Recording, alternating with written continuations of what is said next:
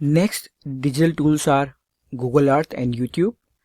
Using both Google Earth and YouTube, you can create engaging and interactive lessons.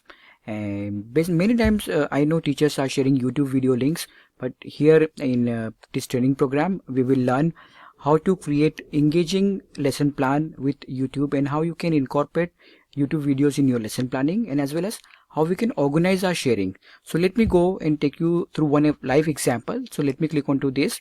So here this is a playlist that we have prepared, and under this, instead of sharing one video, all 4 videos has been shared, and student can go through this video one by one.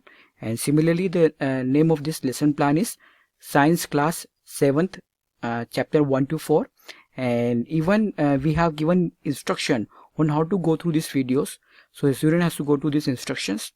Again, clear-cut assignments have been given over here. So what they're expected to do after watching video number 1, after watching video number 2, which is of chapter number 2, chapter number 3, and chapter number 4. And these are the assignments. Similarly, whether they have gone through the assignments or whether they have gone to the instructions or not, what we can do, even we have embedded a quiz over there. If I click onto this quiz, I get a quiz.